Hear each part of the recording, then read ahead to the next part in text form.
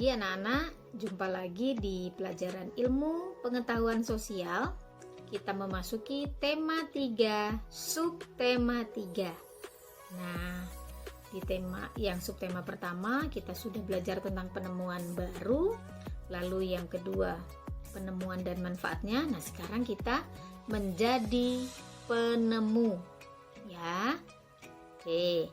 Perubahan kehidupan masyarakat Indonesia di bidang ekonomi akibat pengaruh perkembangan teknologi. Kita bisa lihat teknologi transportasi darat. Apa itu? Nah, adalah alat yang digunakan untuk mengangkut penumpang atau barang dari satu tempat ke tempat yang lain. Nah, alat angkut sederhana ini sampai dengan yang modern, ya, alat angkutnya menggunakan tenaga hewan dan tenaga manusia, dan terjadi juga perubahan yang pesat. Nah, teknologi transportasi darat itu tadi manusia mengawali perpindahan barang menggunakan tangan dan punggungnya, ya, angkat barang tuh di sini, ya. Nah, karena terbatasnya kapasitas angkut manusia, ya. Nah, manusia itu memanfaatkan hewan sebagai alat angkut.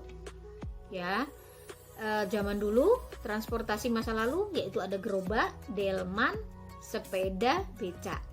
Nah, kalau transportasi darat masa kini ada sepeda motor, ada mobil, ada truk, ada bus, ada kereta api. Tentu saja akan bisa lebih banyak mengangkut barang dan penumpang, ya. Kalau di transportasi perairan, anak-anak tahu nggak teknologi transportasi perairan? Ya, zaman Bu Hanum dulu waktu kecil, ini ada rakit namanya. Rakit merupakan pilihan utama untuk angkutan barang atau penumpang di air. Bu Hanum dulu ngalamin saat usia masih di sekolah taman kanak-kanak, jalan dari provinsi itu menuju ke sebuah kabupaten itu harus melewati rakit. Nah, kita naik ke rakit itu, mobil kita juga naik untuk menyeberang, ya. Nah, dukungan perkembangan teknologi mesin, otomotif, dan elektronika manusia berhasil mengatasi keterbatasan kapasitas angkut penumpang dan barang, serta jarak tempuh dan kecepatannya. Nah, contoh transportasi perairan masa lalu apa? Ada rakit, ada kapal layar dan kano, ya namanya, ya. Lalu kalau yang masa kini apa transportasi perairannya? Siapa yang udah pernah naik kapal laut? Ada? Wah, belum ada ya. Apalagi kapal selam nih. Kapal selam? Bu Hanum juga belum pernah kapal selam, tapi kalau kapal laut pernah. Speedboat. Nah, speedboat kalau kita di pantai itu sering naik speedboat tuh. Atau kalau sekarang ada, kalau untuk hiburan ya, banana boat, ya, banana boat namanya. Asik loh main air. Nah, ada teknologi transportasi udara. Kalau dulu kan pakai burung, ya, kalau ngirim surat gitu, ya, bisa tuh. Nah, pemanfaatan burung merpati sebagai sarana transportasi informasi, tetapi masih terbatas pada kapasitas angkut barang. Jadi cuma bisa bawa kertas gitu, ya, gulungan kertas, ya.